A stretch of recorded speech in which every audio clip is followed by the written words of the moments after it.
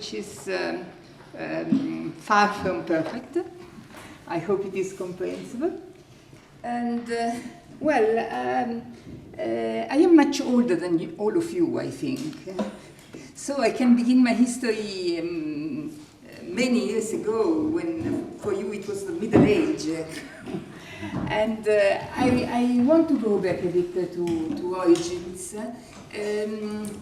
This is the first exhibition that I personally saw its birth. I saw it from the origin. It was 30 years ago, and in that moment, it was really very, very strange to have a mathematical exhibition. This was not the first one in Italy.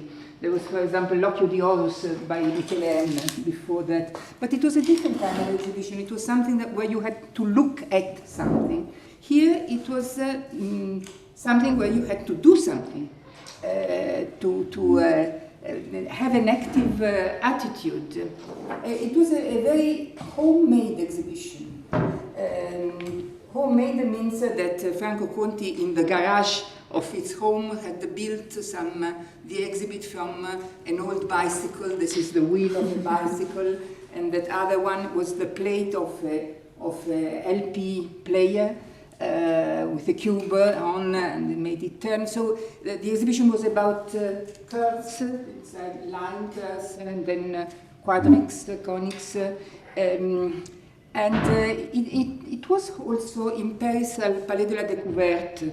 I don't remember in which year, but it has gone a lot around Europe. I don't want to make a biography, per carità, but there is something that I want to underline, because it is related to what I want to say about the link between formal and informal, which I think it is a critical point. I was lucky because in a period where informal was not very much considered, exhibition did not exist, not only exhibition did not exist, but also books telling some mathematics in an informal way. We had to look for them in English. In English, there was the series of Pelican, for example, I remember, but in Italian, there was nothing. I was lucky because I interacted with people who instead had a very clear idea of how important informal communication can be, and how important is the link between informal and formal. So I did many things. I was professor at the university. Besides being professor to the university, or as part of my job, in fact, I did courses for teachers, and then I began to, after having seen the Franco Conti exhibition, began to try to create exhibition myself. Here you see some examples, and if some of you is curious about one or more of these, I can say more. What I want to underline here is that, in fact, in a way, I did different activities, because as professor at university, I had to do research, I had to do lessons for university students, these courses for pre-university teachers, and then exhibitions. It seems very different.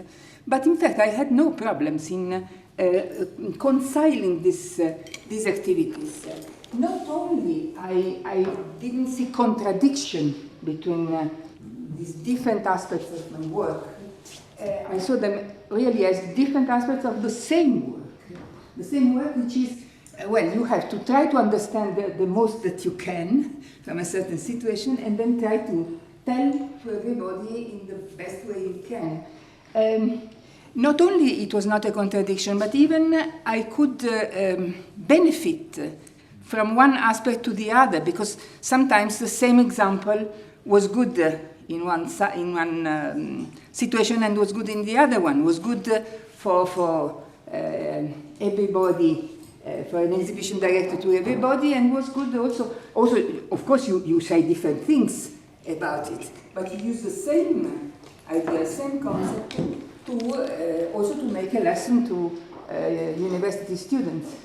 The symmetry exhibition is a big example about this, because we have very young children of primary school, but we made also lessons for PhD students, because you speak about the Coxeter groups. So the same objects can be used to speak about mathematics at different levels. So I didn't see this gap between formal and informal. In fact, when I look around, I see an enormous gap between formal and informal. And sometimes this gap becomes also a dangerous wall which is difficult to overcome. So on one side you have the informal things, and the other side, well, real mathematics is with... there is also a sort of misconception that you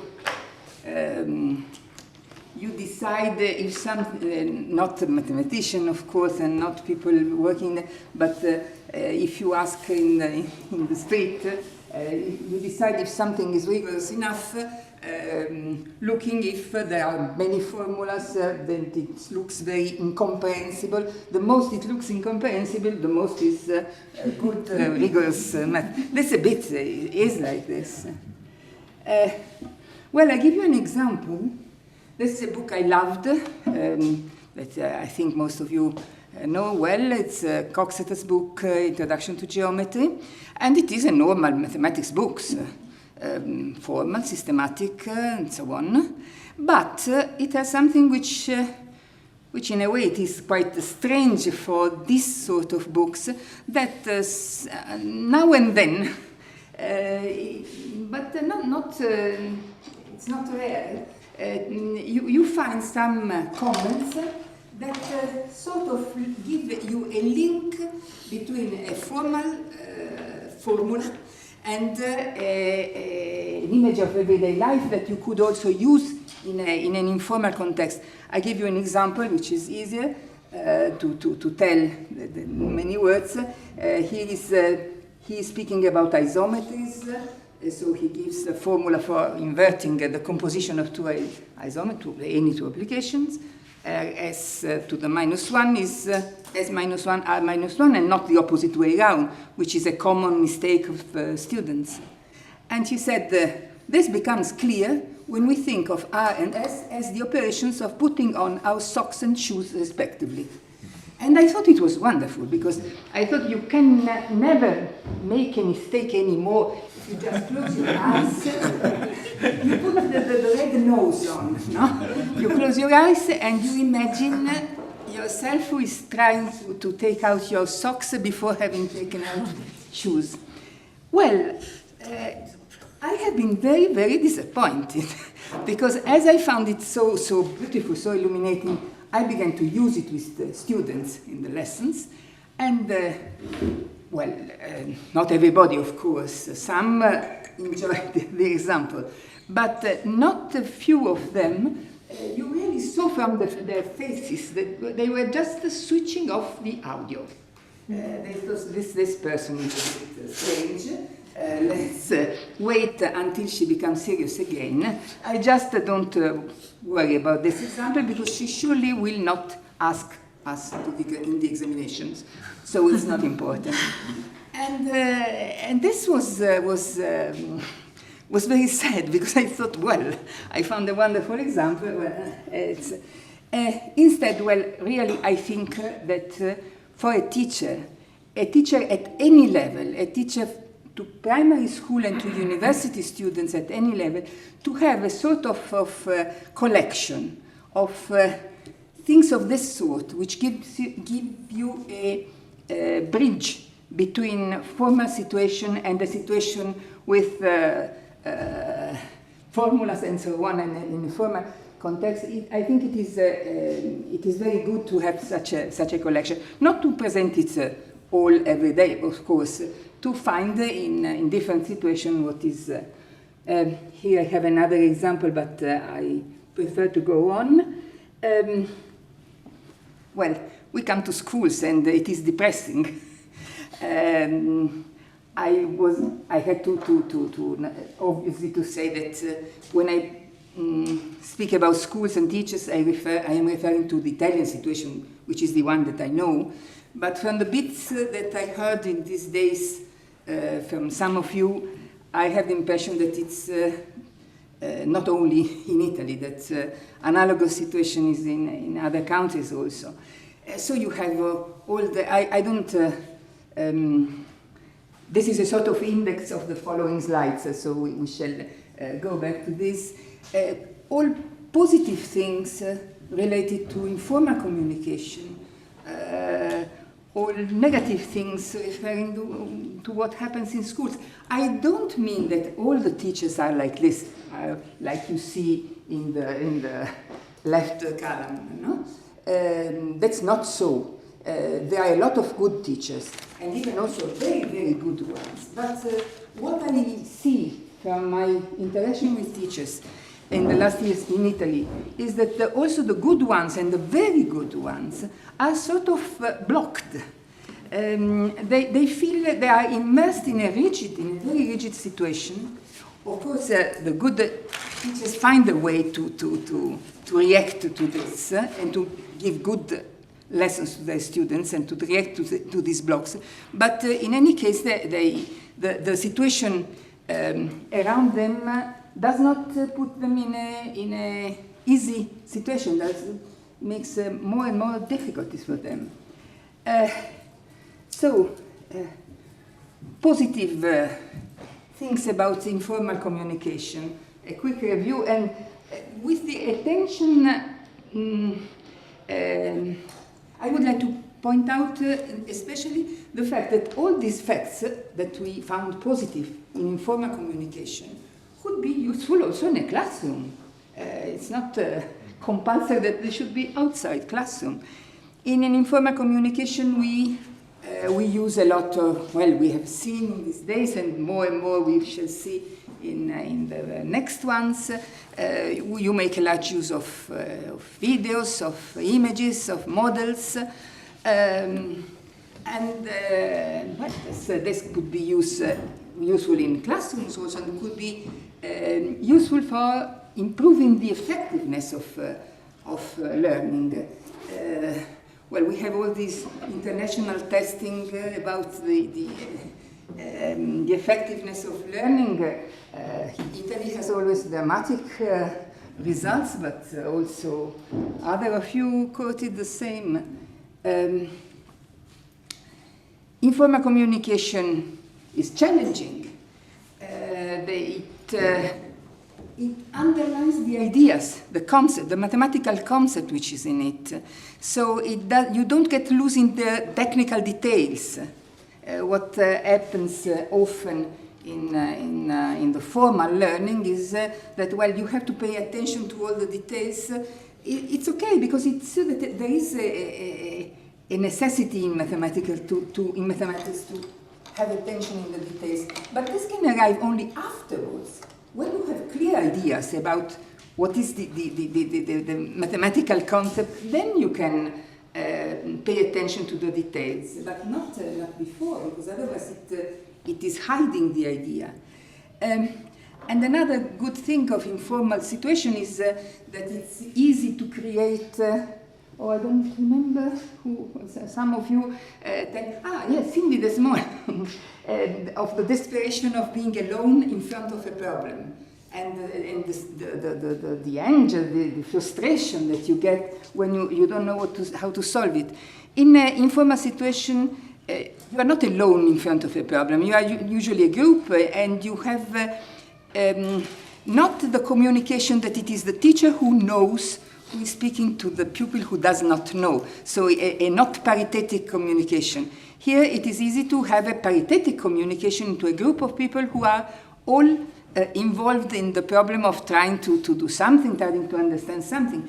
And this is, it is easier in this context to superate this frustration, and it is easy also to accept mistakes. Mistakes are a very dangerous fact for schools, because mistakes either is right or is wrong. It's not like this that it was. Mistakes are compulsory, because if you learn something, it's impossible that you don't make some mistakes. you have to accept it, you have to go over the mistakes, and you have to see it as a step. It is a step towards better comprehension. And this is not only useful in classroom, but precious, but necessary. And informal communication has in some, of course, it is easier for an informal communication with respect to a formal teaching in school, because you don't have to teach. You have to show something. Well, I pretend a bit more than just show something. Show something, I would like that something remains to the visitor. So it's right that you don't have to teach as if you were in a classroom. But one hopes that something remains in a way. Often it is something, maybe it's only just to give the curiosity to go on, for example, or to change your aptitude and to have a positive aptitude towards math instead of a negative one. Or it's something that needs to be settled down by a following. I have some of these are links to things that I don't show you now. Maybe at the end if we have time, or in the following days. Another advantage, in an informal communication you have an active role, while in the classroom often you find pupils a bit sleeping and not very active. Doing something with your hands or with the PC. This was a link to animation which is quite similar to the one that Andreas showed us the other day, that you can choose one of the 17 groups and then draw. Well, yeah, of course you don't learn the classification of symmetry groups when you play with that animation, but sometimes something you learn. You don't learn the formal situation, but your hands learn something. So this means a help for the following step when you deal with the formal classification. Because you have a sort of operative comprehension, which is not the formal comprehension settled down, but it is something. Well, we come to the risk. We had all the positive things, there are some negative things. One risk is what I was saying before, that it's all very beautiful, but it remains in the air. It remains in the clouds, and it has not a following step of being settled down. Another risk is the checking. When we do something, we all have to check, and maybe to check many times, because we know that the mistakes can arrive everywhere if what we say is correct. Checking an informal, if we stick to verbal messages, checking a formal message is much easier than checking an informal one. If you have, you take some mathematicians, you give them to check two things. That's one we were discussing yesterday. A formal definition of a group or an informal description of what is a group. It is very likely to imagine that in the formal one, you get the same answer from everybody. Either this is correct or this is wrong, and there are no, it's very strange to imagine a situation where you can have one who says yes and one who says no. When it regards an informal description, I don't imagine a message where I get an unanimous answer. And it's right that it is like this. It's normal, because in an informal message, what you have to check is not only if the words are correct and the commas are correct and so on. It's not that's the problem. The problem is that you should have imagination enough to imagine how the message is read or listened by someone. And someone who does not have the technical tools that you have, or maybe in some occasion also someone that you don't know which level of mathematical knowledge has. And that, of course, is much much more complicated. This is the reason why I built a cube. If I say that this is a cube, for no one of you, it is strange that I say that it's a cube. But this is not a cube. Of course it is not a cube. To say that this is cube, I am pretending that this is a point. And this is a sphere of 1 centimeter diameter with all the holes, pentagonal holes, rectangle holes. This is not a cube. So what I mean to say is that when we pass from a verbal message to a message made up of images or videos, or, it is necessarily wrong. An image is wrong, a model is wrong, and it can't be not wrong. So saying that it is wrong from a mathematical point of view does not mean we should not use them.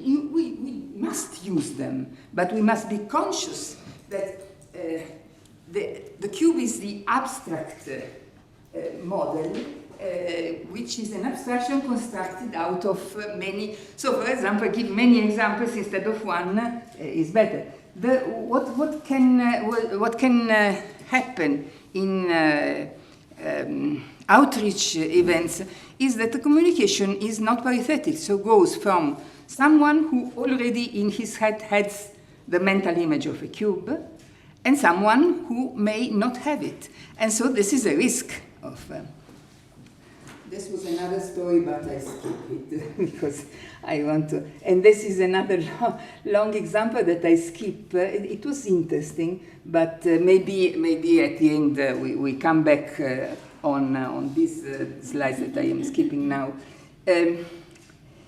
Well, what I want to say is that, yes, we in informal communication, we give up rigor.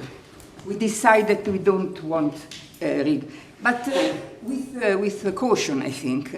We give up mathematical formal rigor. You can't use mathematical formal rigor if you want to informally communicate it.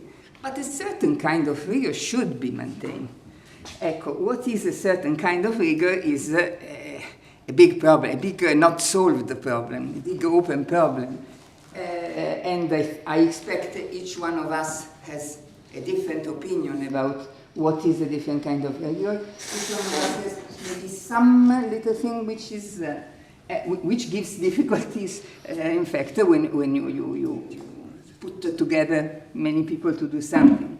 I have in my head a way to check if something is rigorous enough or not that I learned from Manuel Lagala Chavez, a Portuguese professor.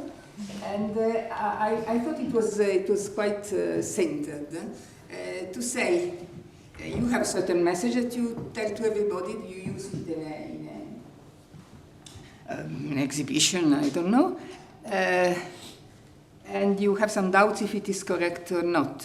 Well, try to imagine that in the people who listen to this message, there is also a university student, and the university student then comes to you and said, well, yes, of course, I understood, but I want to know more.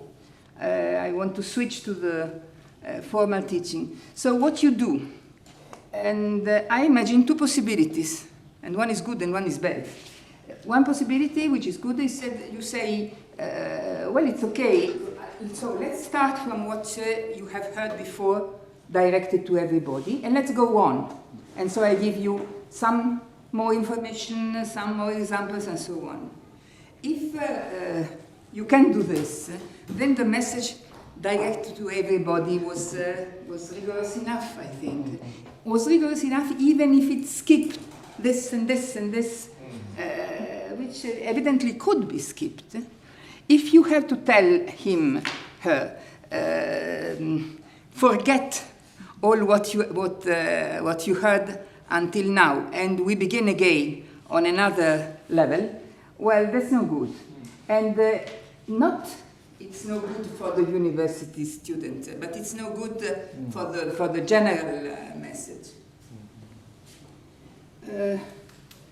Well, this is another example, just to say, sometimes mathematicians who work at an exhibition need to make their conscience quiet. And one way to make conscience quiet is, well, I have an image, I'm not particularly satisfied by the image, I put a message beside a verbal message, so my conscience is quiet. Often it doesn't work. It works to make your conscience quiet, but if you have together an image and a verbal message, you must be conscious that the image wins over the verbal message. People don't read and see the image, so this, we must be conscious about it. Another thing that I think it's important is examples. Examples can be precious when you want to skip a formal definition or a formal statement. To give some examples is a good way to skip the formal side. Does it work? Does not work? Is it rigorous enough or not? I think it depends on the example. It depends on your choice of the example. Your choice, not only if there are enough numbers. One problem is that, because an abstract thing constructed from many examples, it's, they must mean not just one. But also the variety. This is an example, very low geometry class. It's a problem coming from my teachers. If you look at the definition of polygons, what is a polygon? In the textbook of 11 years old children, it's always wrong. Either it is wrong or it is incomprehensible for children. Most often it is two together. If you don't believe me, I can exhibit the proofs. So what I see to my, what I say to the teachers who interact with me is, don't give a definition. You give some examples and you say, this one I call polygons, this one I don't call polygons. And we have to agree of what we call polygon. I found on a web page, teaching web page, something similar to this. A bit worse than this, because I couldn't, this I did myself because I tried to find back that one, I didn't find it, so I did it. But I put at least 5 examples, but in that case there were 3 examples. There was one polygon, one circle to say no polygon, and one open something like this to say no polygon, and this was all. This was his definition of polygon. So if you mean to not give the formal definition, to give it in this way, of course it's no use. If you think about it, to try to have many examples, but to construct these examples in order that you find all the critical cases that could give you some doubts about whether this is a polygon or not, then it is a good way to skip it. This was another example on genus of surfaces. I skip it. Analogy. Analogy was mentioned already in yesterday. It's a wonderful tool, analogy, to tell something also of hard mathematics in a way which can be accessible also by people who have no certain tools and certain knowledges. 4D is an obvious, 4-dimension is an obvious example where analogy works very well. Not only because it works well, we have many examples and so on, but also you are in an you play with ambiguity, and ambiguity is very risky, of course, but it can give you a good situation where you can. It's easy to build mental images, mental association, free associations of ideas, and this can be good for stimulating your imagination. It is a risky situation, no? Because you can also make mistakes if you use analogy in a not critical way, you are led to mistakes. I have some examples here, some examples from elementary geometry and some examples for 4D geometry. I skip for the moment, maybe we come back later. I just say one thing about it, because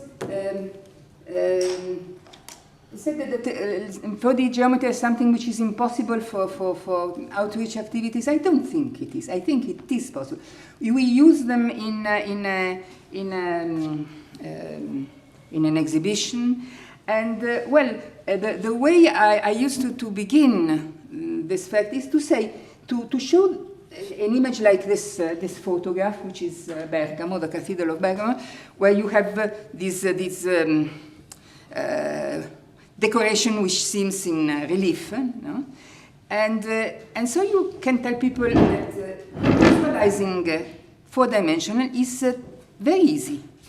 Very easy, because you have only to convince your brain to do, in the passage from 3 to 4, the same thing which automatically it does for passing from 2 to 3, because you see a cube there, and then there is not a cube. There are 3 parallelograms flat. And so here is the same thing. You must see 4 here. Sorry, I don't show you. I shall complete. Okay, so in both cases there were ci sono 4 gialli, 4 yellows. Well, if you don't know these notes, they are worthwhile reading. They are quite old. Now I don't remember the year. It's by top-level mathematicians like Thurston and Conway. And it was a strange situation. It was a seminar in Minneapolis, a seminar where there were mixed up school students, pre-university students, university teachers, students, teachers of pre-university, all mixed up. And they were posing different problems. They stayed there 1 week. It was very interesting also, this mixing. And in particular, there is thank you. There is a paragraph which I used a lot in many situations, which is called Exercises in Imagining. And I think it is interesting because it discusses also, well, there are some exercises in the sense, they say, you go there, 2 people, and you close your eyes, I tell you something that you have to you can discuss one with the other. It's quite nice because you have things come out that you didn't imagine before. For example, it asks you to imagine a cube like that I saw before, of the two half of the cube cutting in half with the section that is an hexagon.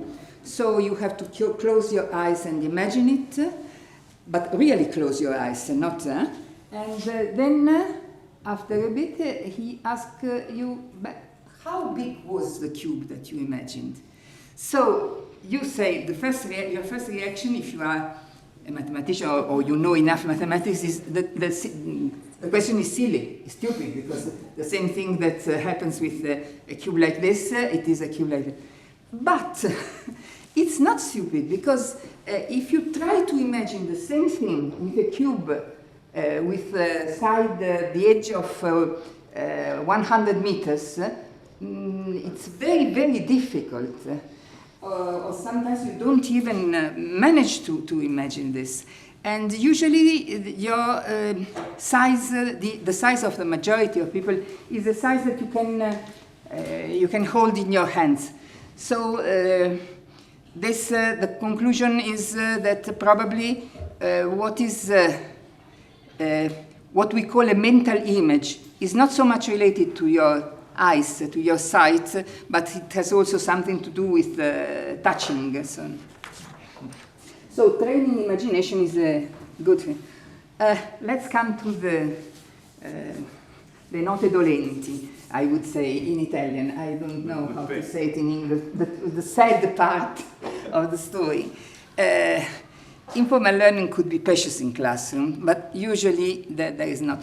Should precede, in my opinion, it should precede the systematic learning. It is easier and especially more effective if you begin to say something, to teach something to someone who already knows what you are going to teach, already knows it in an informal way, of course. And so what you say arrives to something. It's not an artificial thing coming from a different planet. As usually children or even older students, a new concept, they see it like this, something which has nothing to do with me, with my life, with what I know, but coming from far planets. If they have even a little thing before, the little thing is something which is mine. And if the teacher manages to link what he's going to teach them to the thing that they already discovered, maybe the thing that the situation that I am imagining is a teacher which wants to begin a certain mathematical concept, and before makes a session of laboratory session, giving the children a problem, and they discuss, do, and so on, so on. Of course, the idea and the things that coming out on the children will not be perfect. There will be many mistakes. There will be many things which have some glimpse of good ideas, but it's not well said. Well, the teacher should link, should start from this to constant, should give the right answer, of course, the correct answer. But the correct answer must not arrive unlinked from what happened before. Otherwise, you keep your role, and it's not what we want to do. So we want three things in a certain way. We want that a step of informal learning before, which usually is not there. Then you must go beyond, because you can't stop to the informal way. You have to settle down what you learned informally.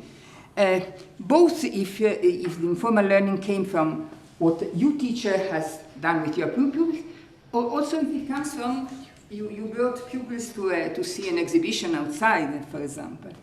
And then you have to pay attention that the two facts should not remain in two distinct rooms. You should link them, and this I think is a very difficult thing. It's not easy, but it is the important thing, because otherwise you risk to lose all the. We listed a lot of benefits that you can have from informal learning, and if you don't link it to the following, you risk to lose them. This I think also, I don't know what should I be worried about the time or not? No, we have infinite time. But you should not be worried about time. Until -5. This was really a parenthesis, which is a bit aside.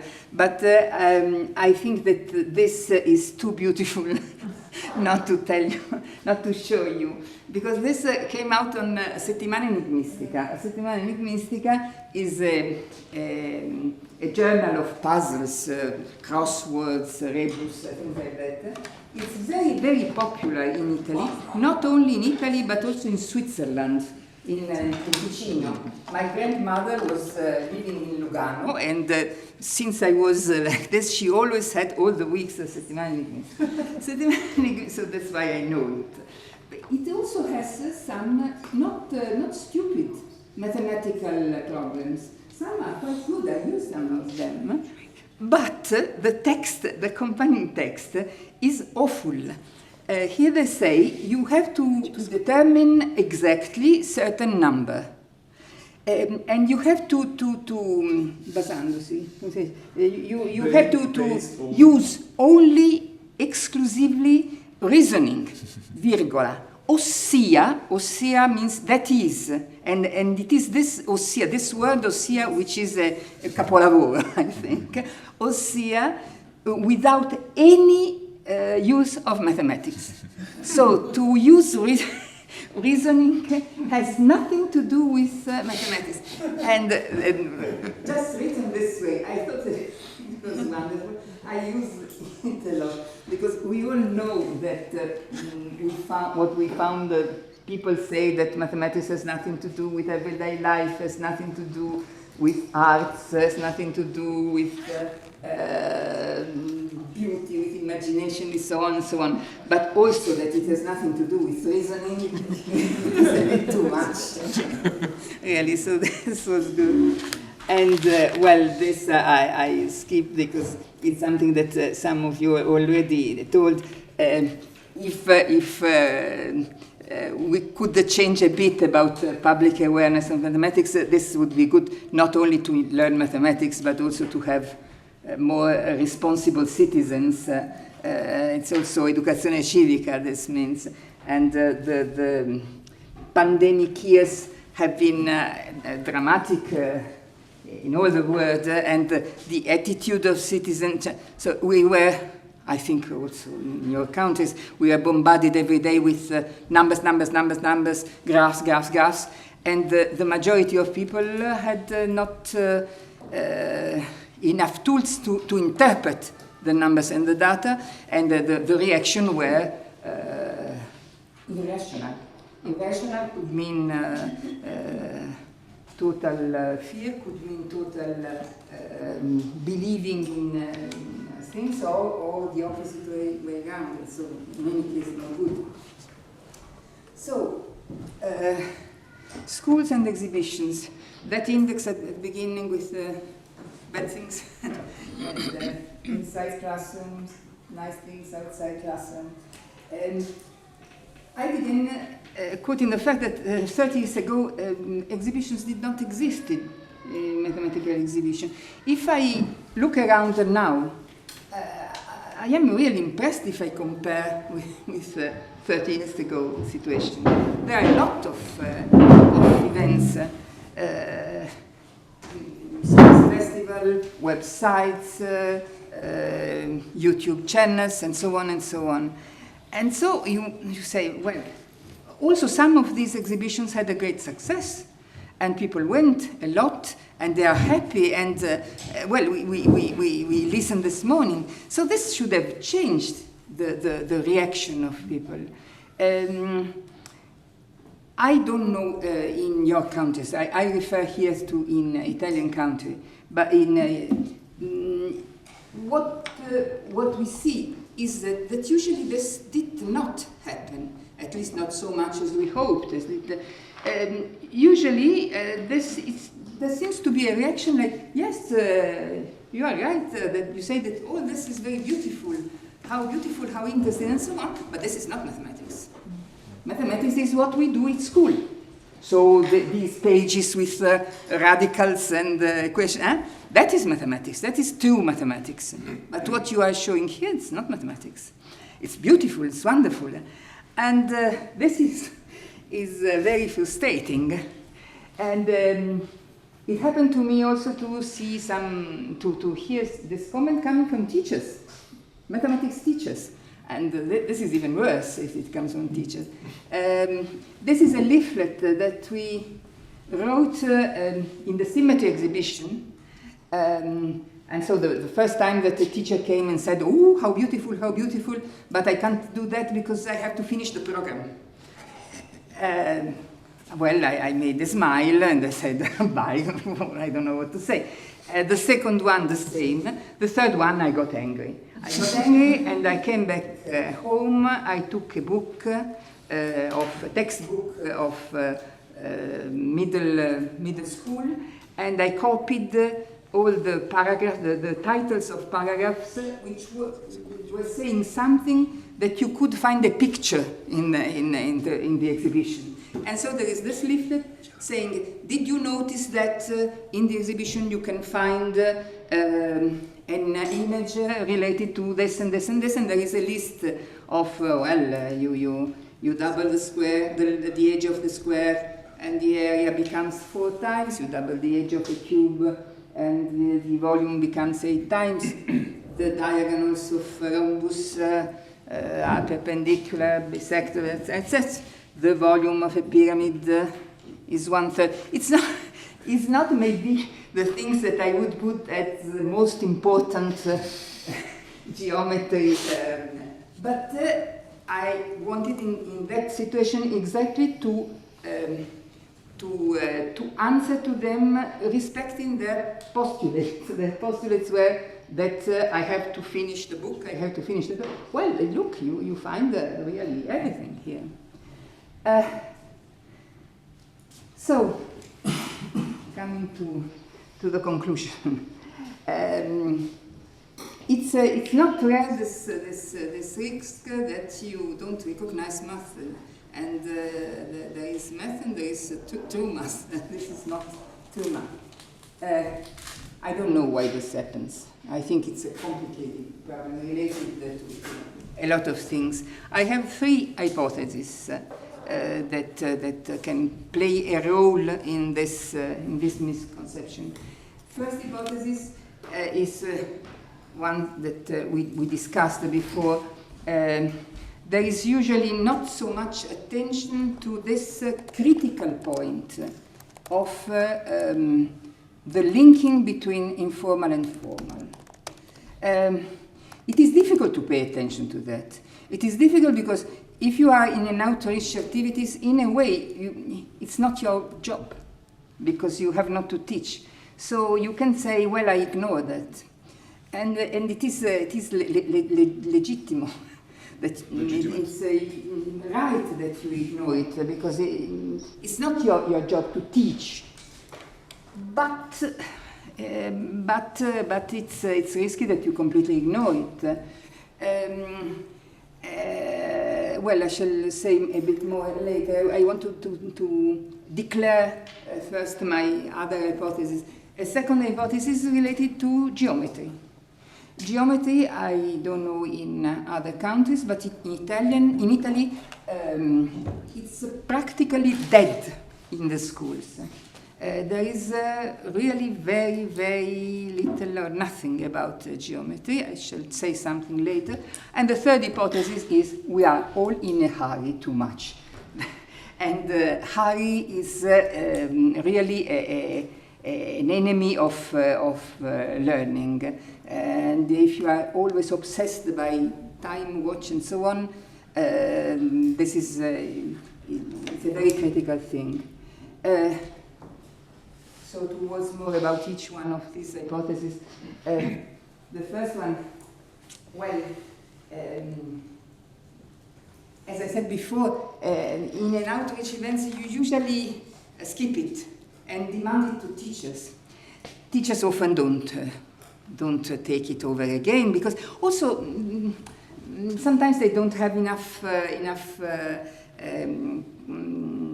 They are not obliged to know everything in the world. So maybe about that particular subject they don't know enough to take some ideas of that and link to what they are doing in the moment. So this can be so it's just something which was very beautiful to see, but then it remains a bit empty.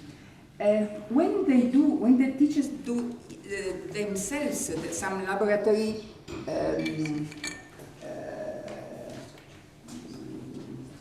they propose some informal way of posing problems, interacting, and so on.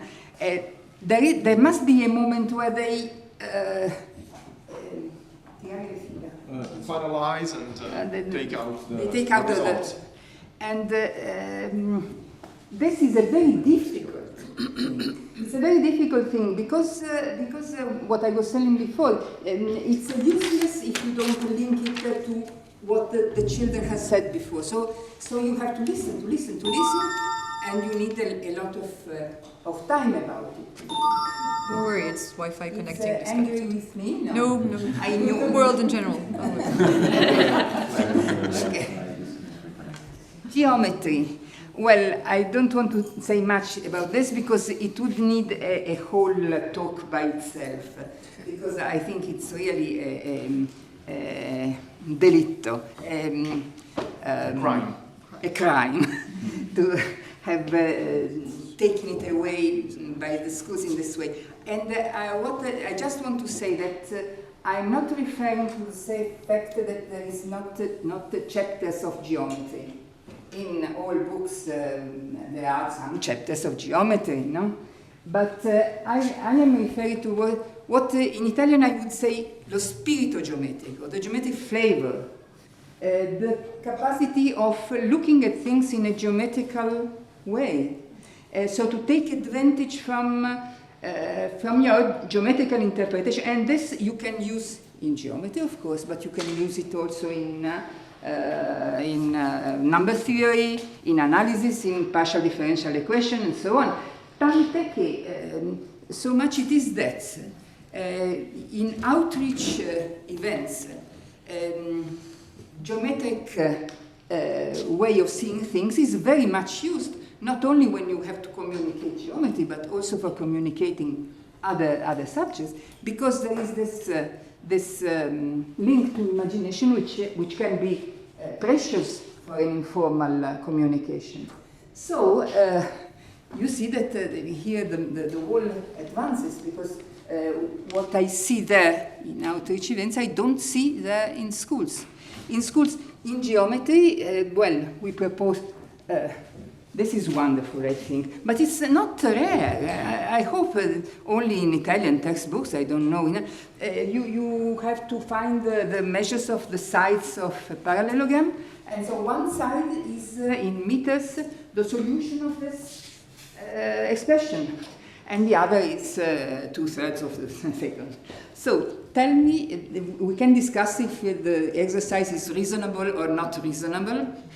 Okay, but in any case, even for those who think that it is reasonable, and I am not among them, it has nothing to do with geometry. It is an exercise about fractions, okay? But with geometry, it has nothing to do. And also to give some fixed numbers for the volumes of Polide and so on, this has nothing to do with geometry. You learn, you memorize the fixed, ma siamo pazzi, insomma, so it's foolish. Harry, my third hypothesis is that we are too much in a hurry. I just give two comments. One was the comment of a teacher who tried in her work, tried our proposal of laboratories of problems and so on. And she said, this year I'm less worried not to end the program, which is their constant obsession, because I realized that the concepts which she should deal with naturally arise during the collective discussion in class after a laboratory session. So she said that the time that she was afraid to waste came back to her, but I need, and also the last observation I think is precious, I need to be very careful in helping them to put in order their ideas. Otherwise we risk to get into dispersiveness, and so this also is important, and it's the fact that you need to tirare le fila, and this is important. And this is, I think it's wonderful, it's a comment of a boy, a young boy. Lasciateci il tempo di pensare però, cioè leave us the time to think about it, and he's right. So my conclusions. The school is important. Much of what we said of the negative things to avoid, of the positive things to cultivate, much depends on teachers. And again, I don't know in your country, but in Italy, teachers in the last years, in the last many years, have been left alone to deal with the difficulties for them were getting, their job was becoming more and more complicated. And everybody left them alone in front of the situation, and this is no good. So this, you can say it's not my business, it's a business of minister, government, and it's true, this is true. Principally, it is this is a job of government and Ministry of Education and so on and so on. But I think partly it's also our responsibility. So we should try to invent ways and to think about it, to build some tools which can help teachers in their job. And so I finish.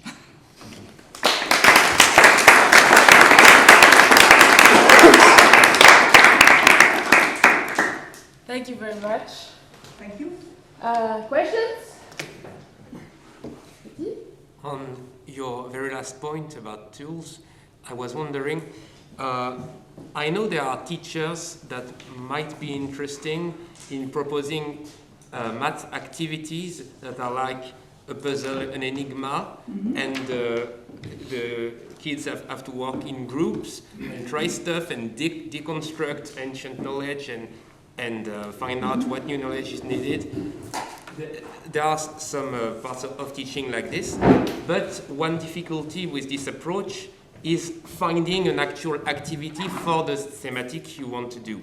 So there exist some, and I guess we can think of some specific ones. Do you know if there are any databases of here is this part of the program, there exists this or this puzzle or activity? No, a systematic database, I don't think so. That teachers could have? There's one called Enrich. There's a website called Enrich. It has a lot of good, you can organise it by primary or secondary curriculum and type in a curricular link, and it'll give you a list of loads of amazing activities. Enrich. Enrich, yeah. Yes, and this we use it a lot. It's great. It's great, yes. And well, there are a lot of much more material on the web.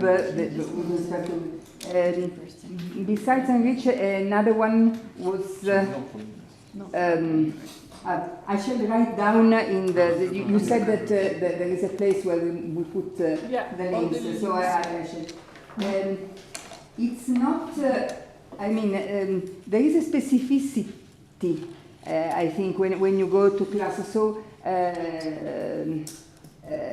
well, for example, language problem. You need to have the things in the language. So for Italy, I had to find out. We are building, for example, in the I'm following since when I retired. I'm doing these online courses for teachers, and for teachers middle age, so 11, 14. And we use a lot of problems, laboratories, and so on and so on. And we are now trying to collect them on a website. There is one just for problem. It is in Italian, of course. And there we put the problem, the solution of the problem, and the comments. The comments coming from the experimentation, because there are problems that we have tried in the classrooms with teachers for many times. And so that there is, besides the problems, there is also all the commentary of how the experimentation was. And we are, there is one with problems now, and we have the intention of doing something analogous, not with problems, but with activities like laboratories or things like that. If I may add something, in France there exists something called canopé, which teachers use a lot. So if you want your stuff to be used by French teachers, you can. Or translate from one database to the others, organize some translations. Yeah. One aspect that I find problematic is that on many of these initiatives, of these sharing platforms, the licenses are not clear. So, I don't know, you need to check activity by activity. I see three hands, I don't know the order, so please. I think Andreas was already. First of all, thank you for reminding us that it's also our responsibility to work with school teachers. And I think we often forget because it's so far away and it's so difficult. It's a decade-long work, and not just we do one event for one day. But still, I'm again motivated. We have some new projects with teachers. It's difficult, but it's necessary. Yes, yes, yes. That was the remark. The question, I was wondering, looking at this kind of thing of, on the one side, raising awareness of mathematics and showing what it is. On the other hand side, we have the walls, and we have to break the walls between and school and research and all the different people. Can we not learn from, I don't know, from other fields like the diversity field, where you change wording? So let's look at, you call it formal, informal. Why should we have this wall, two things? Why don't we call it non-intuitive instead of formal, and intuitive? Why don't we just mix it and call it in a different way? Or it's called mathematics in school. Why don't we call it calculating, and then mathematics is something else? Then we don't have this difference between this is not mathematics, because it is not mathematics in many fields. Or we call it school mathematics, and then it's their duty to make school sexy again, so school mathematics becomes cool. But I don't know, do you ever think about, or we as a community look at changing the wording as it happens in many other fields, just to change awareness in a big field, and this helps us? I have a proposal. But I wanted that in school they do mathematics, not they do calculations. Okay. I wanted that in school also they do meaning, they do ideas, and they do so on. But it's school math. And school math is not research math. And it's well, that's It's part of the problem. yeah. It's part of the problem, yes. I went back to the slide because I forgot to comment you the image. The image was an image of a meeting about communication of mathematics, and there was workshop, theater, comics, exhibitions. And well, we must not forget schools, because we can like it or not like it, but it is a fact that 99% of the communication of mathematics comes through the channel is the schools, so we cannot ignore it. Just a quick thing, a proposal for your question. We can say school mathematics versus cool mathematics. It was just a joke. It was just a joke. It's not a joke, but it's a terrible joke. No. So Andreas, I've been using innovative learning experiences for that, and exploratory Or discovery learning, whatever there's learning experiences. Yeah. Yeah, I would add that we have to be attentive to this bad and good division, because, for example, we organize a school for girls who come from schools that like mathematics, and we really want them to stay in mathematics, so we want to build ourselves on what they already like. And I ask them, what do you like about math? And they will say, oh, I really like calculations. I really like when I have like a big equation and I can open the parentheses and look at the numbers. Or like, oh, I really like derivatives. And then we speak about them about derivatives, and we understand that they don't understand what it is. But like in our idea of what, like a tangent or something like this, and like look. But there is the joy of mathematics. I mean, they only can get it in school because outreach, it's a very vivid community, but we don't reach, at least in France, we don't reach even like, I don't know, 1/10 of children.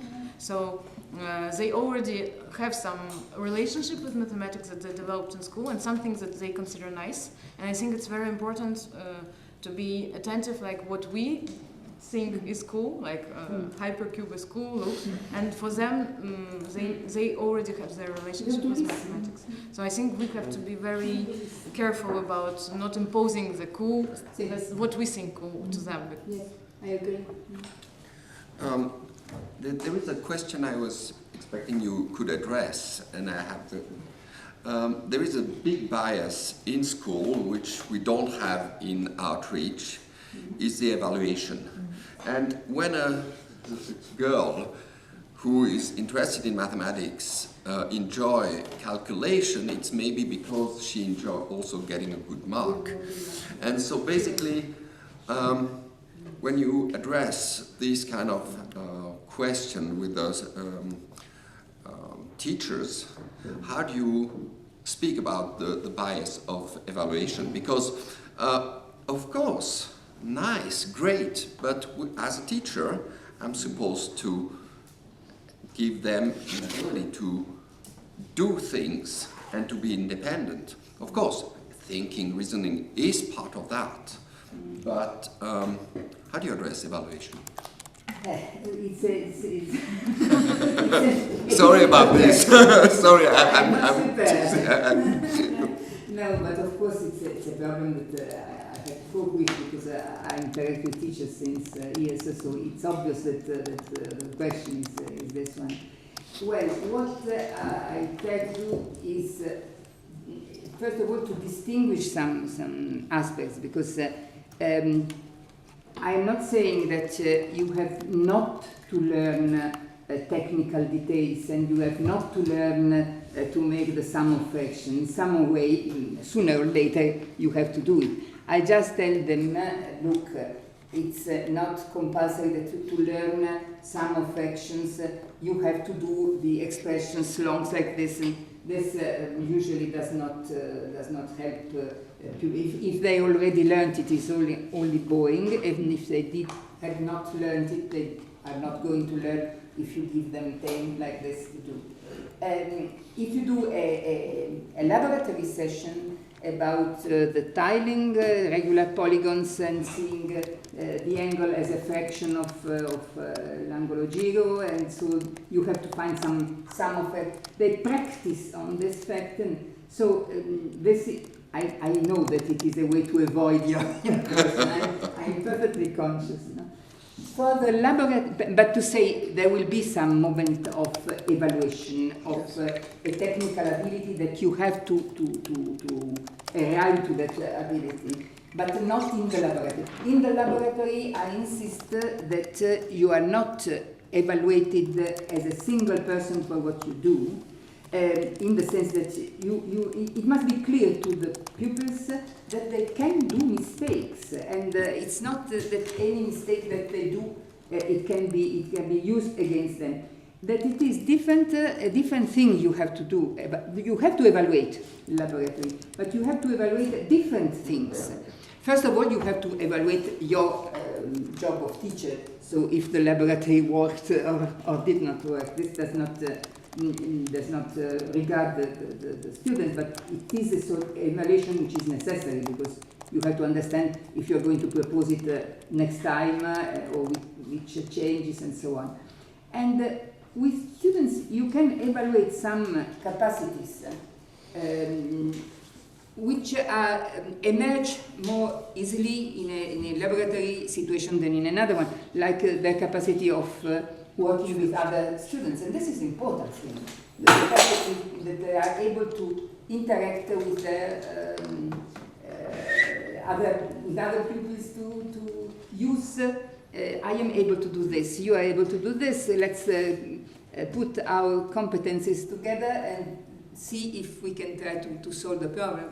And if they learn this sort of thing, so this is something very useful. So use laboratory to evaluate this thing, and ask for an evaluation of the pupils who tell you, I think this is important, what did I learn today out of this?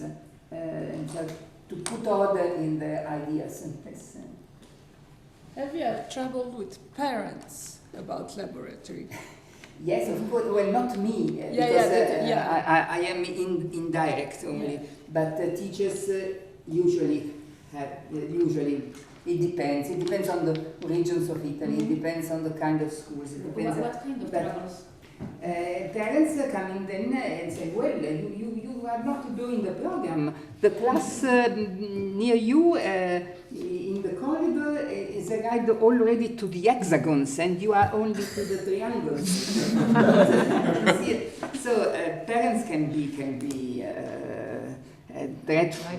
Or but this is not what I say to teachers is that they should be more rigid in defending their professionality, in the sense that I don't go to an advocate to say you did not do the right things when to defend this cause. I don't go to the ciabattino. I don't know if I give the shoes to mend. I don't go there to say your work must be done this way and this way. I bring them there and I trust. And so you are a mathematics teacher, so you can You can accept from the parents any question, and you must answer to their question to explain your method of work and so on, but not to say, to accept critics and to answer to critics. Then that's all, so it's you who are the teacher. So I suggest this reaction. I think there is a big question. There are two things. We can change the program, we can change the way of teaching. Same. And I think probably we have to change the program.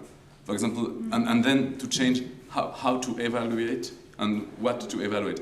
School has to evaluate. When you learn French in France, Italian and so on, you can evaluate if the children are able to argue, are able to imaginate, and okay, French teachers can't do that. Okay, they are agree that it's more difficult, but they can evaluate this, and it's a big question for me because when you don't have the right goal, you can't. And for the teacher with the little children, I've done a lot of workshops like this in the school with teachers, and it's very difficult, for example, to explain that the answer it's not really important. For example, what is a polygon or not, it's not the point. And it's very, very difficult to explain to teachers that that is not what is. And for example, I did the same thing I think that you with strange forms. For example, pizza tile, you know, comment on dit? Slice. And the big question is it a triangle or not? Very, very interesting discussions with the children. But for the teacher, it was a panic, total. Because what do they have in their head after? If they say next year a pizza slice can be a triangle in a certain way, when you look at this, yes, it's true. It depends on the definition of a triangle, and it was terrific it was a big problem for the teacher, and it's not a joke because it really is what is math and what do we want to teach and to evaluate, and I think we have to. In Italy, there is a really contradiction between what we don't have anymore the programs coming from ministry. But there are some indicazioni nazionali, so national indication coming from ministry. The point is that these indicazioni nazionali, at least for the range children up to 14, right. No? I don't know very well the following steps, so I speak only about that one. I could, well, sometimes there is a one word language changes or not, but on the whole, it's good, and it is with attention drawn exactly on what you say, on the processes of learning. So, observing, arguing, making hypotheses, and so on. So this is a very good thing. But teachers do not refer to the indicazioni nazionali, but to the textbooks. And the textbooks are awful, really awful. It's very difficult to find one which is tolerable, but the only good things about books is that you know that children do not read. No, but really,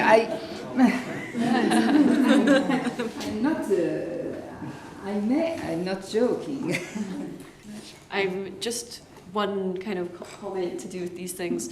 We're talking a lot about the relationship between the maths out researcher or maths outreach person and the teacher, but all oppression or any kind of issues come as a systemic problem.